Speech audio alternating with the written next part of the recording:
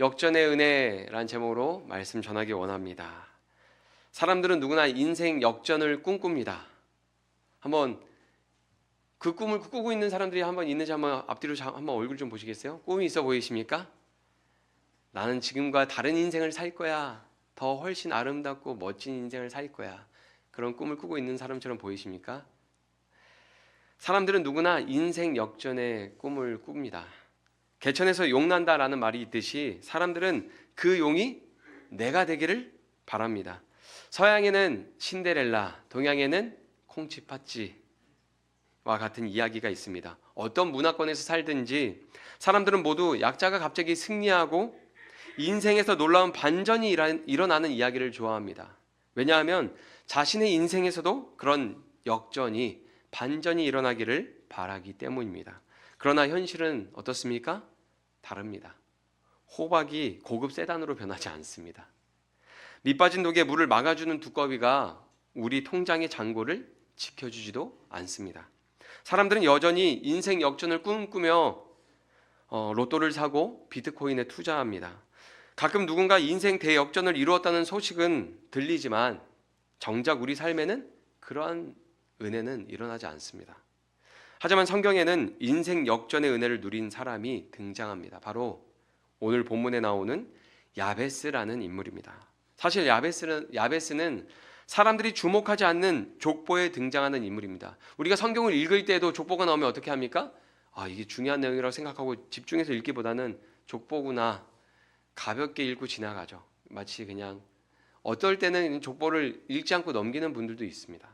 이 야베스는 사람들이 주목하지 않는 족보에 등장하는 인물입니다. 잠깐 스쳐서 지나가듯이 언급되기 때문에 야베스에 대해서 모르는 사람이 많습니다. 오히려 성경보다 베스트셀러가 되었던 야베스의 기도라는 책을 통해서 야베스라는 인물을 알게 된 사람이 더 많습니다. 개천에서 용난다라고 하죠. 야베스가 그런 사람입니다. 오늘 본문 9절 같이 읽어보겠습니다. 야베스는 그의 형제보다 귀중한 자라. 그의 어머니가 이름하여 이르되 야베스라 하였으니 이는 내가 수고로이 낳았다 함이었더라. 아멘. 야베스의 이름은 고통이란 뜻입니다. 야베스의 어머니가 야베스를 낳았을 때 내가 수고로이 낳았다라고 기록하고 있습니다. 일반적으로 겪는 해산의 고통보다 더 큰 해산의 고통을 겪으면서 힘겹고 어렵게 낳았다는 거죠. 그래서 야베스의 이름을 고통이라고 지었습니다. 너는 고통이다. 너는 고통을 될 거야. 여러분, 이름은 굉장히 상징적인 의미가 있습니다. 단순히 고통 가운데 야베스를 낳아서 이름을 고통이라고 부른 게 아니에요. 야베스를 부정적인 운명을 가지고 태어난 사람으로 바라보고 그를 고통이라고 부른 겁니다. 야베스는 태어나는 순간부터 고통을 가지고 온 자, 고통을 일으킬 자로 낙인 찍힌 사람이에요. 태어난 순간부터 뭐라고 불립니까? 고통. 너는 나에게 고통을 주었다. 너는 사람들에게 고통을 줄 거야. 그런 부정적인 의미로 낙인 찍힌 게 야베스라는 이름입니다. 출생의 순간부터 야베스의 인생에 고통과 슬픔이 늘 곁에 있을 것이 확정되었어요. 여러분, 신데렐라나 콩쥐에게 괴롭힘과 나쁜 일이 늘 있듯이 야베스에게는 고통이 운명이었습니다. 이 야베스라는 인물에게도 끊임없이 괴로움과 슬픔이 있겠구나. 이런 배경은 야베스가 태어날 때 출산 과정에서 육체적 고통을 겪었기 때문이기도 하지만 야베스가 태어날 당시 가정 환경이나 시대적 상황이 비참하고 고통스러웠기 때문일 것이라고 많은 사람들이 축축합니다. 가정이 경제적으로 파산했거나 과부의 몸으로 야베스를 낳았거나 시대적 환란 속에 있었을 가능성이 높은 거죠. 역대상, 우리가 읽은 역대상은 포로 귀환 후에 기록되었습니다. 절망과 고통 가운데 살아가는 이스라엘 백성들에게 그들의 고통과 그들의 상황, 어떤 절망적인 상황을 고스란히 반영하는 인물이 야베스인 거죠. 어느 것 하나 소망할 수 없는 그 시대적인 배경, 그 개인의 고통과 시대적 고통 속에 있는 이스라엘의 그 고통이 야베스라는 인물에게 반영이 되어서 보여집니다. 그들에게 고통을 벗어나 존귀한 삶으로 나아간 야베스의 이야기는 귀한 은혜가 되었을 거예요. 우리가 위인전을 읽을 때 어떤 성공한 사람의 이야기를 들을 때 어떻습니까? 우리가 세상에서도 성공한 사람의 이야기를 들을 때 우리가 도전이 되고 은혜라고 하긴 그렇지만 감동을 받을 때가 있잖아요. 아, 저렇게 열심히 살아서 저렇게 인생의 반전을 일으키고 저렇게 존귀한 삶을 사는구나. 아, 나도 열심히 살아서 다른 삶을 살아봐야지. 그런 마음을 품을 때가 있잖아요. 이 야베스의 이야기는 포로 시대 이후에 고통과 절망밖에 없는 이스라엘 백성들에게 아, 우리도 이 고통을 벗어나 존귀한 삶으로 나아갈 수 있구나 라는 희망적인 소망을 품을 수 있는 메시지를 안겨준 거죠. 야베스는 고통으로 불렸고 불행을 가지고 온 자로 불렸습니다. 눈물 없이는 살 수 없는 인생이 될 거라는 저주 같은 말을 어렸을 때부터, 아니 태어났을 때부터 듣고 자랐습니다. 여러분, 그런 인생을 산다면 누가 꿈을 꾸고 소망을 품을 수 있을까요? 어렸을 때부터 너는 내 인생의 고통이야. 너는 다른 사람한테 불행을 가져다 줄 거야. 그것도 집에서 그런 이야기를 부모한테 듣는다면, 여러분, 그런 인생을 살고 있다면 누가 꿈을 꾸고 소망을 품을 수 있을까요? 저는 말씀을 보면서 오늘 본문에 나오는 야베스의 인생이 그렇게 멀게 느껴지지 않았어요. 뭐 옛날 사람 이야기, 성경에 나오는 어떤 인물의 이야기처럼 들리지 않았습니다. 우리들의 이야기처럼 들렸어요. 오늘날 현대 사회도 자녀를 낳는 게 고통이 되었습니다. 출산율이 저조합니다. 아이를 낳고 싶어도 불임, 난임으로 낳기도 어렵고 자녀를 낳지 않으려고 하는 사람도 많아졌습니다. 왜냐하면 사회적으로 자녀를 낳고 키우는 게 너무 어려운 현실이 되어버렸기 때문이죠. 가정이나 자녀를 떠올리며 꿈과 소망을 품기보다는 걱정, 근심이 앞서고 정말 내가 결혼해서 자녀를 낳으면 잘 살 수 있을까 하는 두려움에 고통당하기까지 합니다. 그래서 결혼도 망설이게 되고 자녀를 낳는 것도 망설이게 되죠. 이게 젊은 사람들이 겪는 일입니다. 오늘 현대인들이 겪는 야베스가 있는 거죠. 야베스가 태어났던 시대의 고통이 오늘날 우리에게도 비슷하게 일어나고 있습니다. 아이러니하지 않으세요? 야베스 시대에 야베스가 겪었던 그 고통, 그 사람들이 겪었던 그 고통이 오늘날 우리가 살고 있는 이 시대에도 동일하게 일어나고 있는 거예요. 시대적으로 사회적으로 겪고 있는 고통이 비슷합니다. 그리고 그것뿐만이 아닙니다. 우리가 세상에서 부정적인 말을 얼마나 듣습니까? 우리가 교회 나와서 교제하고 예배드리니까 서로 긍정적인 말, 축복의 말, 사랑의 말, 격려의 말 하지. 여러분 직장생활 하면서 사회생활 하면서 얼마나 긍정적이고 따뜻한 말을 많이 들어보셨습니까? 대부분 부정적인 말을 많이 듣습니다. 안 된다, 어렵다, 할 수 없다, 큰일 났다, 망했다, 여기저기에서 들려오는 소리를 듣다 보면 절망적인 말들 뿐입니다. 여러분, 야베스도 누구보다 부정적인 말을 많이 들었던 사람입니다. 고통을 가지고 온 자, 뭘 해도 안 되고 망할 놈, 불행을 가지고 온 놈, 사람들에게 그런 소리를 듣고 부정적인 시선을 끊임없이 받았던 사람입니다.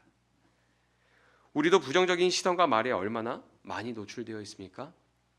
거기에서 마음이 무너지고 낙심되면 하루를 망치고 그게 반복되면 그게 인생이 되는 겁니다.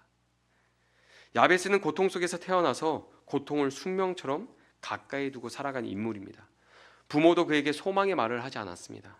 주변 사람들이나 친구들도 야베스를 고통이라고 불렀고 불행의 아이콘으로 바라보았습니다.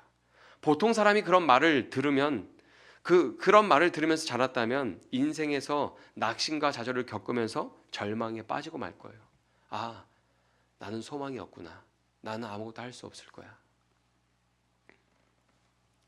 아무런 소망도 품지 못하고 어떻게 살까요? 그냥 대충 살겠죠. 부정적인 말, 파괴적인 말에 야베스가 노출되어 있는 것처럼 우리도 세상에서 부정적이고 파괴적인 말을 얼마나 많이 듣습니까? 제가 아는 분은 부모님한테 이런 이야기를 어렸을 때 들으면서 자랐습니다. 나가 죽어. 왜 태어나서 나를 힘들게 하냐? 어디 가서 사람 구실이나 제대로 하겠냐? 이거를 집에서 어렸을 때부터 듣고 자라는 거예요. 여러분, 집에서 이런 부정적인 말을 들으면 밖에서 아무것도 못합니다. 오늘 살아가는 우리 안에도 저마다 야베스가 있습니다. 여러분 안에도 야베스가 있죠.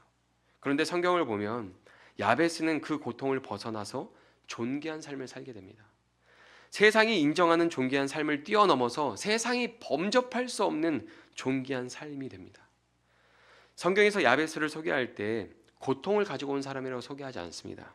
다른 형제보다 가장 존귀한 사람으로 소개합니다. 오늘 본문 구절을 우리가 다시 읽어보겠습니다. 같이 읽겠습니다. 시작. 야베스는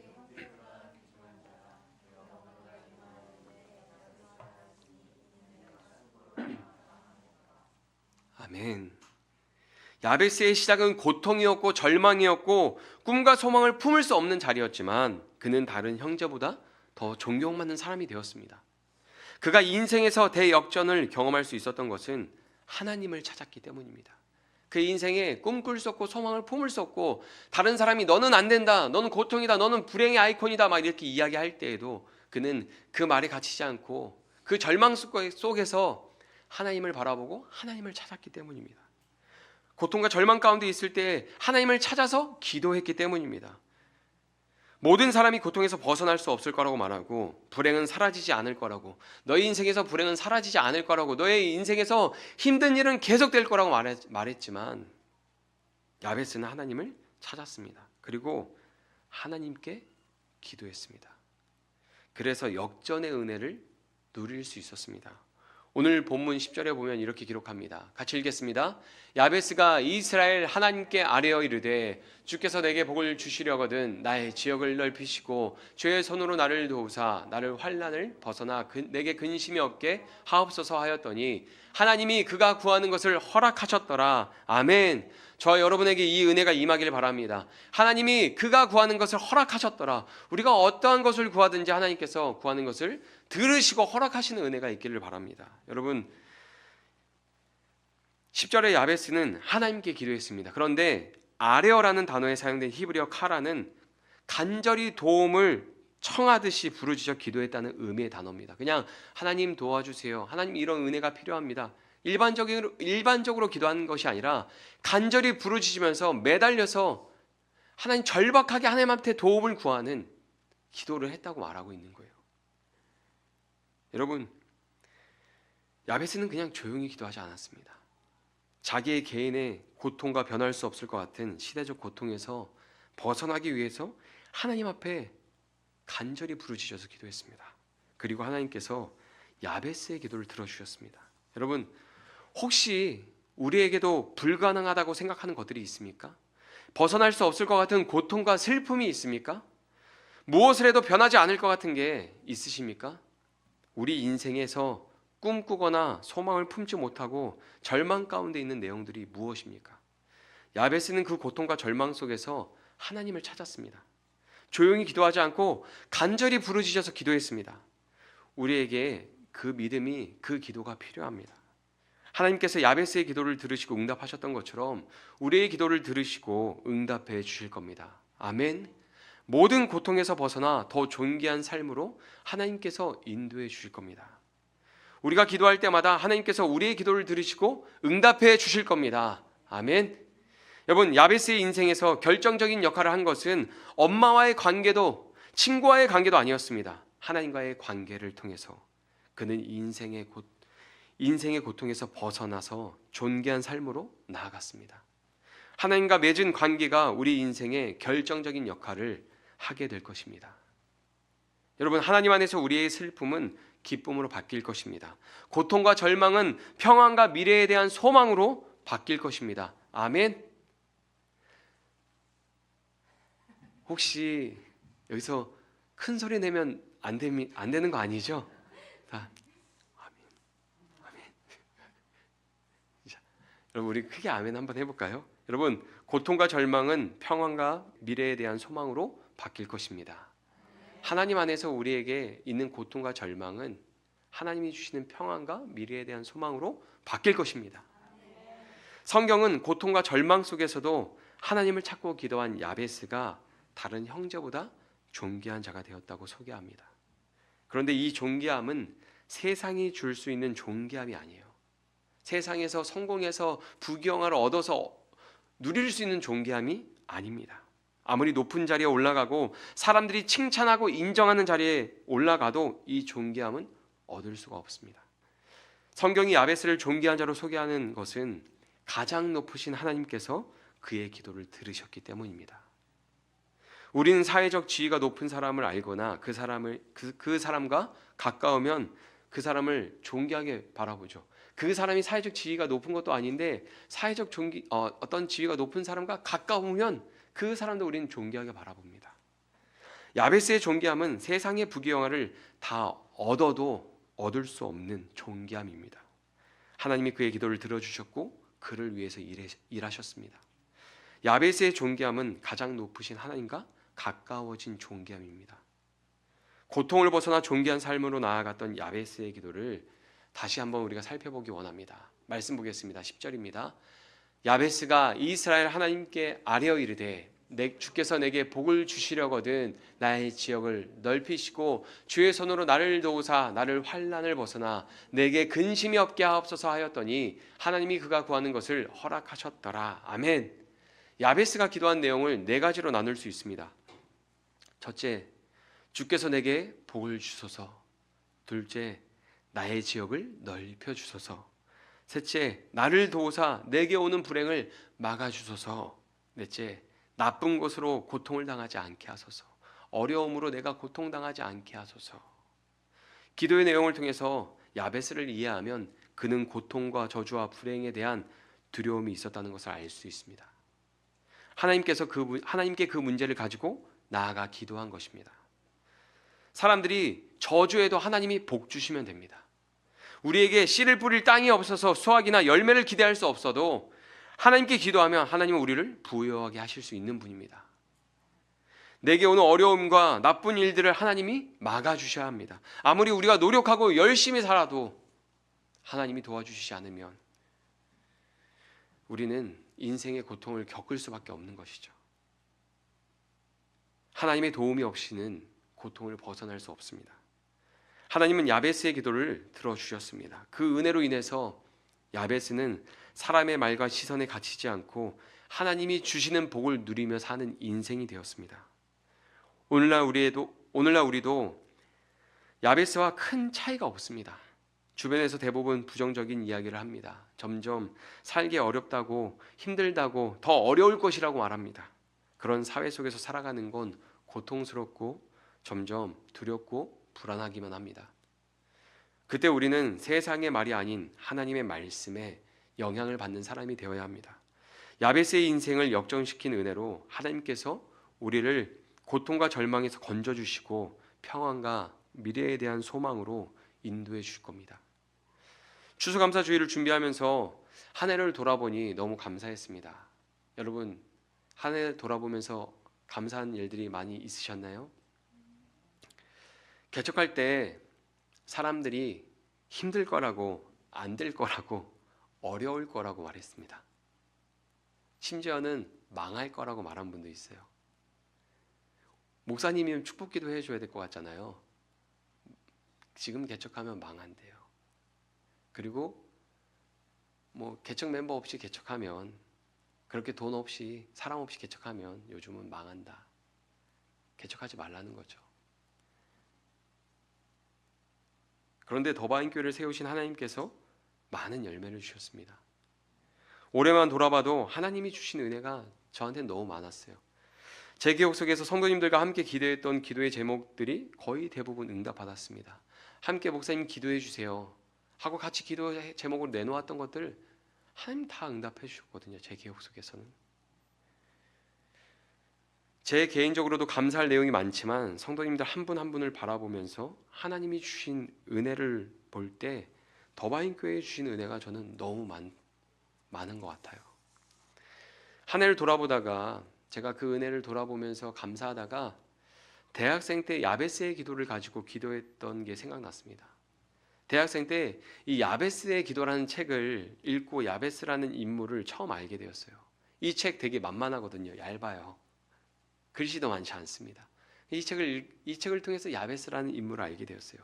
그리고 그때는 개역 한글 성경이어서 나의 지역을 넓히시고가 아니라 나의 지경을 넓히시고 이렇게 기록되어 있거든요. 그래서 지경이라는 단어를 가지고 제가 세 가지를 기도했던 게 기억이 납니다. 첫째는 지적인 지경을 넓혀주셔서 하나님 저에게 배움의 길을 열어주시고 계속 배워서 제가 지혜로운 사람이 되게 해주세요. 하나님의 일을 할 때 그렇게 배우고 지혜로운 사람이 되게 해주세요. 그런 기도를 했습니다. 두 번째로는 관계의 지경을 넓혀주세요. 그런 기도를 했습니다. 하나님, 좋은 멘토, 좋은 스승을 만나서 만날 수 있게 해주세요. 세 번째로는 삶의 지경을 넓혀주세요. 제가 그렇게 기도했습니다. 하나님, 내가 사는 지역을 넘어서 하나님의 비전을 품고 열방을 품고 기도하고 열방을 위해서 하나님의 일을 하게 해주세요. 제가 그런 기도를 했던 시간들이 있었습니다. 자, 이 야베스의 기도를 가지고 2년 이상 기도했던 것 같아요. 제가 대학교 때 2년 이상 기도했던 것 같습니다. 그런데 저는 이 기도를 한 이후에 제가 늘 이런 생각을 하면서 지내왔더라고요. 아, 나는 멘토가 없다. 좋은 스승을 만나지 못했다. 좋은 스승을 만났지만, 멘토는 만났지만 가까이 곁에 두고 늘 바울과 디모데처럼 같이 늘 가깝게 지내는 그런 멘토와 스승이 없었으니까 그런 생각을 제가 했습니다. 그런데 문득 이번 주에 돌아보니까 주변에 좋은 멘토나 스승이 되어 주실 분들이 많다는 생각이 들었습니다. 아, 나는 없다고 생각했는데 내 주변에 멘토와 좋은 스승이 많구나. 그러면서 제가 대학교 때 했던 기도가 생각나더라고요. 야베스의 기도가. 아무것도 없었던 대학 시절, 누구에게 도움을 요청하거나 도움을 받을 수 없었던 시절, 하나님께 부르짖을 수밖에 없었던 그 시절에 했던 기도를 하나님은 하나도 땅에 떨어뜨리지 않으시고 응답을 해 주셨더라고요. 하나님은 제가 꿈꿀 수 없고 소망할 수 없었던 삶을 살게 하셨습니다. 하나님은 저를 고통 가운데 버려두지 않으시고 저의 기도를 들어주셨습니다. 그 은혜에 감사드립니다. 어떻게 감사하지 않을 수 있겠습니까? 고통을 벗어나 존귀한 삶으로 인도하신 하나님께 너무 감사드립니다. 평생 감사 찬양을 올려드려도 부족한 은혜죠. 그런데 이 은혜가 제 개인의 은혜가 아니라 우리 모두의 은혜인 줄 믿습니다. 아멘. 여러분, 저는 하나님을 만난 것이 가장 큰 복이라고 생각합니다. 그리고 하나님을 잘 섬기는 것이 더 큰 복이라고 생각합니다.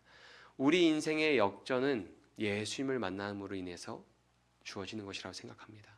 예수님을 만난 우리는 역전의 은혜를 다 경험한 사람이죠. 여러분, 저는 이렇게 권면드리고 싶습니다.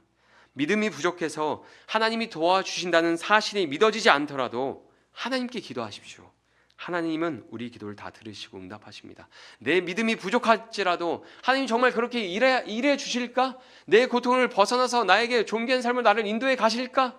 거기에 대한 믿음이 생기지 않더라도 그 기도를 할 때 하나님 그 기도를 들으시고 일하십니다. 여러분, 기도하십시오. 존귀한 삶이 됩니다. 감사가 끊이지 않는 삶, 인생 역전의 은혜를 경험하게 될 것입니다. 기도하면 내가 하나님께 얼마나 사랑받는 존재인지, 얼마나 존귀한 하나님의 자녀인지 깨닫게 될 것입니다. 사랑하는 성도 여러분, 우리를 모든 고통과 절망에서 건져주시고 존귀한 삶으로 인도하시는 그 하나님께 삶을 다하여 감사하는 인생이 되시기를 축복합니다.